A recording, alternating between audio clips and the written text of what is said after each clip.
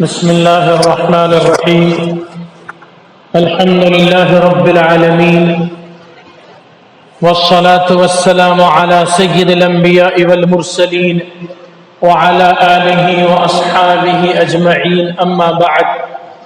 قال الله تعالى: أعوذ بالله من الشيطان الرجيم. كل نفس ذائقة الموت ثم إلينا ترجعون. صدق اللہ العظیم. عزیز طلباء، آج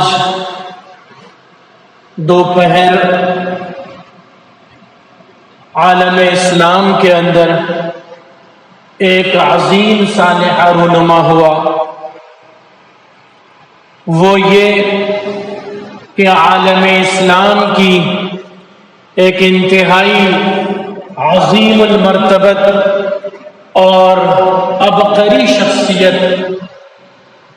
علامہ یوسف القرضاوی، جن کو ہم اب تک حفظہ اللہ و رعاہ کہا کرتے تھے، وہ اس دنیا سے دم مفارقت دے گئے، اور اب ہم انہیں رحمہ اللہ رحمت واسعہ کے لقب سے یاد کر رہے ہیں. علامہ شیخ یوسف القرضاوی رحمہ اللہ علماء عرب کے سرخیل تھے، قائد اعظم تھے، ایک عالم ربانی تھے جن کو اللہ تبارک و تعالی نے علم دین میں بڑی گہری بصیرت عطا فرمائی تھی. وہ گوناگوں صلاحیتوں کے حامل تھے، اور اس وقت پورے عالم اسلام میں وہ علماء جو حق بات کو ببانگ دہل کہا کرتے تھے، اور جن کے اندر کلمت حق عند سلطان جائر کی جرأت رندانہ تھی، ان میں سر فہرست جو نام تھا وہ علامہ یوسف القرضاوی رحمہ اللہ کا تھا. علامہ یوسف القرضاوی رحمۃ اللہ علیہ مصر کے باشندے تھے، مصر کے رہنے والے تھے. جامع ازہر میں انہوں نے علوم شرعیہ کی تعلیم حاصل کی تھی، اور وہ تحریک الاخوان المسلمین سے مربوط تھے، جڑے ہوئے تھے، بلکہ وہ اس کے ایک رکن اعظم تھے. اور اپنی پوری زندگی وہ اخوانی تحریک سے وابستہ رہے، اور اس اخوانی تحریک سے، اخوان المسلمین کی تحریک سے وابستگی کی وجہ سے سخت مصائب و آلام سے وہ دوچار ہوئے، حکومت کے عتاب کا شکار بنے، اور اس کی وجہ سے بارہا قید و بند کی صعوبتیں انہیں برداشت کرنی پڑی. لیکن احیاء اسلام کے لیے اور غلبہ اسلام کے لیے وہ ہمیشہ کوشاں رہے، متحرک اور فعال رہے، اور اس کے لیے سخت مجاہدانہ زندگی انہوں نے گزاری. اپنی زندگی میں وہ تین شخصیات سے بہت زیادہ متاثر تھے. ایک تحریک الاخوان المسلمون کے بانی شیخ حسن البنا الشہید رحمۃ اللہ علیہ، دوسرے مولانا سید ابو الاعلی مودودی رحمۃ اللہ علیہ، اور تیسرے مفکر اسلام حضرت مولانا سید ابو الحسن علی ندوی رحمۃ اللہ علیہ. حضرت مولانا سید ابو الحسن علی ندوی رحمۃ اللہ علیہ کے تو وہ عاشق زار تھے. 1956 میں جب حضرت مولانا سید ابو الحسن علی ندوی رحمۃ اللہ علیہ کا مصر کا پہلا سفر ہوا 1951 یا 1956 میں۔ اس وقت شیخ یوسف القرضاوی جامع ازہر کے طالب علم تھے، اور اسی زمانے اور اسی دور سے حضرت مولانا سید ابو الحسن علی ندوی رحمۃ اللہ علیہ سے وہ وابستہ ہو گئے تھے، اور پھر ان کے ایسے گرویدہ ہوئے اور ان پر ایسے فریفتہ ہوئے کہ مفکر اسلام رحمۃ اللہ علیہ کی زندگی کی آخری سانس تک وہ ان سے وابستہ رہے اور ان سے تعلقات کو وہ نبھاتے رہے۔ دارالعلوم ندوۃ العلماء کے بھی وہ بڑے عاشق تھے، اور حضرت مولانا سید ابو الحسن علی ندوی رحمۃ اللہ علیہ کے بھی وہ بڑے عاشق تھے۔ ہم لوگوں کی یہ خوش قسمتی اور خوش بختی تھی کہ جس وقت دارالعلوم ندوۃ العلماء میں ہماری طالب علمی کا آخری سال تھا 1996 میں، اس وقت علامہ شیخ یوسف القرضاوی رحمہ اللہ دارالعلوم ندوۃ العلماء آئے، اور صرف آئے ہی نہیں بلکہ پورا 1 ہفتہ انہوں نے وہاں قیام کیا تھا، اور روزانہ شیخ کے مختلف عنوانات اور موضوعات پر ندوے کی علامہ شبلی لائبریری ہال، علامہ شبلی لائبریری کے زیریں ہال میں محاضرات منعقد ہوا کرتے تھے، جس میں ندوے کے اساتذہ اور طلبہ جوک در جوک شریک ہوا کرتے تھے، اور بعض محاضرات تو وہ تھے کہ جس میں بذات خود حضرت مولانا سید ابو الحسن علی ندوی رحمۃ اللہ علیہ بھی شریک رہے۔ یہ ہم لوگوں کی خوش بختی تھی کہ پورا 1 ہفتہ ان کا وہاں قیام رہا، تو ان سے ملاقات کرنے کا بھی موقع ملا، ان سے مصافحہ کرنے کا بھی موقع ملا،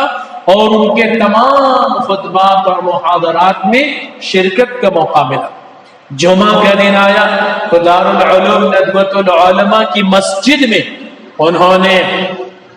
نماز جمعہ پڑھائی، جمعہ سے پہلے انہوں نے خطبہ دیا، اور بڑا ہی فصیح و بلیغ اور بڑا ہی شاندار خطبہ تھا۔ وہ خطبہ آج تک ذہن نشین ہے، اور اس میں انہوں نے جو موضوع اختیار کیا تھا وہ تھا المبشرات بانتصار الاسلام، اسلام کے غلبے کی خوشخبریاں۔ تقریباً آدھے گھنٹے کا وہ جمعہ کا خطبہ تھا، اور اس میں انہوں نے مختلف قرآن و سنت اور آثار صحابہ اور مختلف جو ہے دلائل کے ذریعے یہ ثابت کیا تھا کہ مسلمانوں کو مایوس ہونے کی قطعاً ضرورت نہیں ہے، ہمیں جو خوشخبری دی گئی ہے وہ یہی ہے کہ اسلام بہرحال غالب آ کر رہے گا۔ ان کا یہ خطبہ دلوں پر ایسا نقش ہو گیا تھا کہ ہم نے تو بعد میں ریکارڈر کی مدد سے، ٹیپ ریکارڈر اس وقت ہوا کرتا تھا، اس کی کیسٹ ہم نے خریدی تھی، بار بار اس کو سنا کرتے تھے، اور سننے کے بعد ہم نے اس کی ایک تلخیص بھی تیار کی تھی، اور تلخیص تیار کر کے ہم نے اس کو یاد بھی کیا تھا، اور بہت سے مقامات پر جمعے کے خطبے میں انہی کے لہجے میں وہ مختصر خطبہ بھی ہم نے دیا۔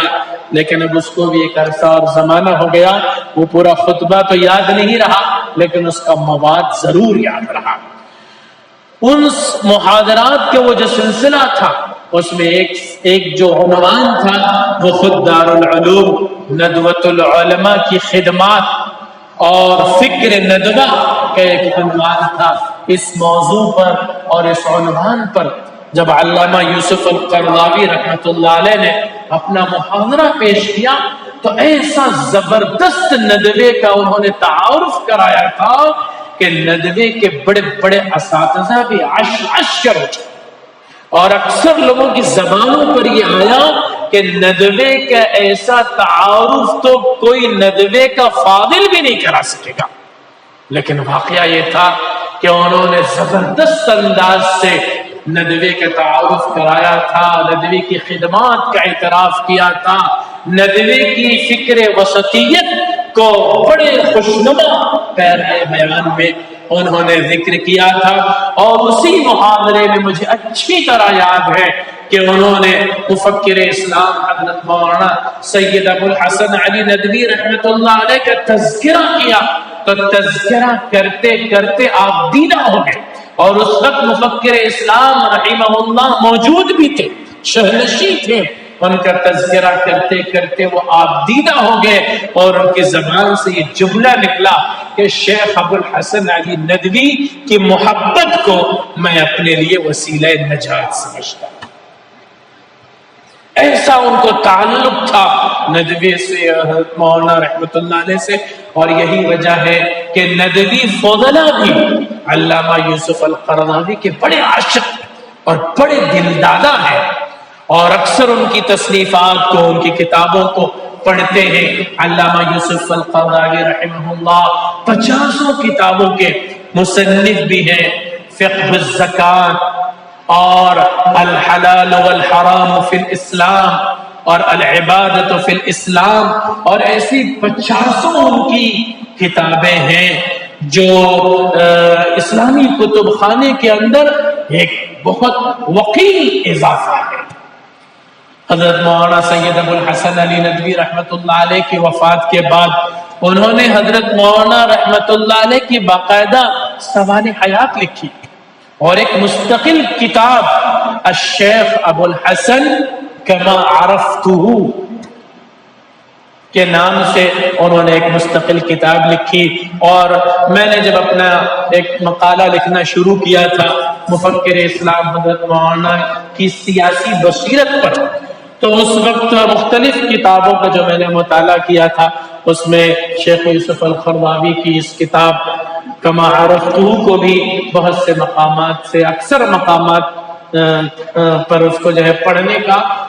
مجھے شرف حاصل ہوا تھا، جس سے اندازہ ہوا کہ کس طرح حضرت مولانا رحمۃ اللہ علیہ کی سوانح حیات پر انہوں نے قلم اٹھایا، اور خاص طور سے حضرت مولانا رحمۃ اللہ علیہ کے افکار و نظریات پر انہوں نے بہت زبردست بحث کی ہے۔ تو شیخ یوسف القرضاوی رحمہ اللہ ایک بہت بڑی عبقری شخصیت تھے، اور اس زمانے کے اندر وہ علماء حق کے سرخیل تھے۔ مصر کے اندر اخوان المسلمین پر جب عرصہ حیات تنگ کر دیا گیا، اور بار بار ان کی بھی گرفتاریاں ہوئی، اور بہت زیادہ جب اخوان المسلمین کے خلاف مظالم کے پہاڑ توڑے جانے شروع کیے گئے، تو شیخ یوسف القرضاوی نے پھر جلا وطنی کی زندگی گزاری، اور مصر سے پھر وہ قطر منتقل ہو گئے، اور قطر کی حکومت نے ان کا بڑا استقبال کیا، اور اکثر ان کے افکار و خیالات اور نظریات میں پورا عالم عرب ان کا مخالف ہو جایا کرتا تھا، لیکن قطر کی حکومت غنیمت تھی، وہ ان کا ساتھ دیا کرتی تھی، ان کی جو ہے پوری حفاظت کیا کرتی تھی، بلکہ بعض ایسے مواقع آئے کہ خود سعودی عرب نے عالم اسلام کے دہشت گرد علماء کے ناموں کی جو فہرست جاری کی، اس میں بدقسمتی سے علامہ یوسف القرضاوی کا بھی نام انہوں نے شامل کیا، اس لیے کہ شیخ یوسف القرضاوی ہمیشہ اسرائیل کے اور امریکہ کے خلاف کہا کرتے تھے، اور فلسطینی کوز کی حمایت کیا کرتے تھے، فلسطینیوں کی ہمیشہ انہوں نے حمایت کی ہے، اور عالم اسلام سے ہمیشہ اس بات کی اپیل کیا کرتے تھے کہ وہ اسرائیل کی مخالفت کرے اور فلسطینیوں کا ساتھ دے۔ سعودی حکومت کو اور دیگر بہت سارے عالم عرب کو یہ چیز پسند نہیں آئی اس آخری دور اور آخری زمانے میں، اور ان کا نام جو ہے وہ دہشت گردوں کے فہرست میں شامل کیا، لیکن قطر کی حکومت بدستور ان کی حمایت کرتی رہی اور ان کے لیے تحفظ فراہم کرتے رہی، جس سے الحمدللہ اللہ کا فضل تھا، اللہ نے درس سے دل میں بات ڈالی تھی قطر حکومت کے بھی، تو اللہ کا یہ فضل تھا کہ کوئی ان کا بال بیکار نہیں کر سکا، اور وہ اپنی زندگی کی آخری عمر تک حق بات کہتے رہے، حق بات لکھتے رہے، ساری دنیا کے علماء کو جھنجھوڑتے رہے، سوتے ہوں کو جگاتے رہے۔ یہ تھے علامہ یوسف القرضاوی رحمہ اللہ، جو آج اس دنیا سے رخصت ہو گئے۔ یہ امت مسلمہ کا ایک بہت بڑا خسارہ ہے، بہت بڑا علمی نقصان ہے۔ مرشد الامت حضرت مولانا سید محمد رابع حسنی ندوی دامت برکاتہم العالیہ نے ایک بہت طاقتور تعزیتی مضمون عربی میں تحریر فرمایا ہے، جو ابھی واٹس ایپ پر وائرل ہو رہا ہے، فیس بک پر وائرل ہو رہا ہے۔ اس میں انہوں نے شیخ یوسف القرضاوی کی خدمات کا زبردست انداز سے اعتراف کیا ہے، اور یہاں تک کہ تحریر فرمایا ہے کہ عاش جندیا وحارسا للاسلام، کہ یوسف القرضاوی رحمہ اللہ نے اسلام کی حفاظت کرنے والے ایک محافظ اور ایک سپہ سالار کی طرح زندگی گزاری۔ واقعی شیخ یوسف القرضاوی کی زندگی کا یہی خلاصہ تھا۔ انہوں نے قید و بند کی صعوبتیں بھی برداشت کی، حکومت وقت کے ظلم و بربریت کو بھی انہوں نے جھیلا، اور پھر بڑے علمی کارنامے انہوں نے انجام دیے۔ آج دنیا ان کو رخصت کر کے اپنے لیے ایک بہت بڑا نقصان اور بہت بڑا خسارہ محسوس کر رہی ہے، چونکہ شیخ یوسف القرضاوی ایک عالم ربانی تھے اور علماء امت کے سرخیل تھے، اس لیے پوری دنیا کے علماء کا فرض بنتا ہے کہ وہ اس موقع پر شیخ یوسف القرضاوی کو یاد کریں، ان کو خراج عقیدت پیش کریں، ان کے لیے دعائیں کریں، اور بطور خاص ندوی فضلا، اور چونکہ آپ بھی دارالعلوم ندوۃ العلماء کی شاخ میں تعلیم حاصل کر رہے ہیں، اس اعتبار سے ندوے اور ندوی فضلا سے آپ کا گہرا ربط اور تعلق ہے، اس لیے اس موقع پر آپ کو بھی اس نقصان اور خسارے کو محسوس کرنا چاہیے۔ میں آپ سب سے گزارش کرتا ہوں کہ آپ علامہ شیخ یوسف القرضاوی رحمہ اللہ کے لیے دعا بھی کریں، ایصال ثواب بھی کریں، اور جب آپ کے لیے ممکن ہو سکے آپ ان کی کتابوں کا، ان کے افکار و نظریات کا ضرور مطالعہ کریں۔ یقیناً وہ ایک مجتہد تھے، وہ اس زمانے کے مجتہد تھے اور زبردست فقہی بصیرت کے وہ حامل تھے، اس لیے ان کے اپنے کچھ تفردات بھی تھے فقہی معاملات میں، فقہی مسالک میں ان کے اپنے کچھ تفردات بھی تھے، لیکن اس زمانے کے اعتبار سے انہوں نے بہت سے مسائل میں اجتہاد کیا تھا، اور ان میں سے بہت سے مسائل میں وہ مصیب بھی تھے، لیکن بعض معاملات میں دیگر علماء کو ان سے اختلاف بھی رہا، اور ہر وہ شخص جو اجتہاد کے مقام پر فائز ہوتا ہے اس کے ساتھ یہی ہوتا ہے کہ اس کی بعض اجتہادات کو قبول کیا جاتا ہے اور بعض اجتہادات سے اختلاف کیا جاتا ہے۔ شیخ علامہ یوسف القرضاوی کی شخصیت بھی ایسی ہی ہمگیر اور عبقری شخصیت تھی، تو آپ طلبہ جامعہ ابو الحسن علی ندوی رحمہ اللہ کو بھی اس موقع پر بطور خاص ان کو اپنی دعاؤں میں یاد رکھنا چاہیے، اور پھر جب بھی آپ کو موقع ملے آپ ان کی تصنیفات کو، ان کی کتابوں کو، اور ندوی سے اور حضرت مولانا رحمت اللہ علیہ سے ان کے جو تعلقات اور روابط تھے ان کو آپ خوب پڑھیے۔ وآخر دعوانا ان الحمد للہ رب العالمین۔